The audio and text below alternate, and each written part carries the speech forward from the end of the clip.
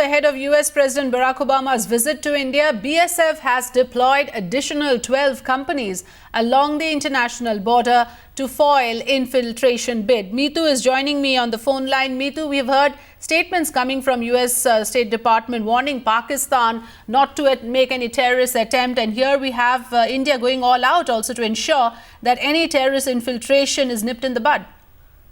Well, remember where the international border especially is concerned, in the past 2 years or so, you've seen an increased number of infiltration attempts, especially in the Samba sector. And now what we do understand is that there is a worry where the Indian side is concerned that, keeping in mind the dense fog, there is a possibility that there would be fresh infiltration bids.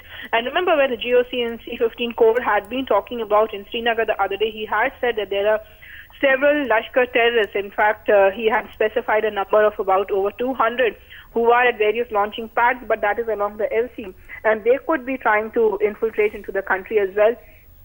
So essentially the worry is that, from the Pakistani side, not just on the IB, but on the LC as well, there could be infiltration attempts.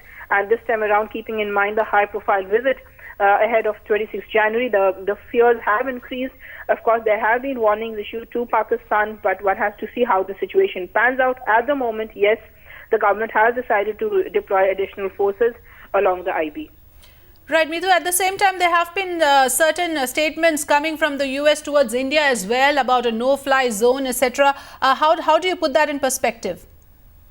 Well, where the no-fly zone is concerned, remember where, of course, where 26 January is concerned, certain areas are already no-fly zones. But in fact, in the past as well, there have been worries. In fact, if you remember, about 4 years ago, there were reports that the Lashkar was planning to carry out aerial attacks, and in fact, at least 52 gliders had been bought by Lashkar terrorists. The fear was that this is going to be used ahead of 26 January and to carry out aerial attacks in India. So these were very novel ways of carrying out attacks. So this is a worry where the Indian side is concerned that there could be different ways of carrying out terror attacks, and essentially that's the reason why this drill has been put in place, and it is going to be reinforced. And of course, also remember there had been an advisory issued by the Home Ministry sometime after the Peshawar attack in the second week of December, asking that security has to be beefed up, and this security alert has to stay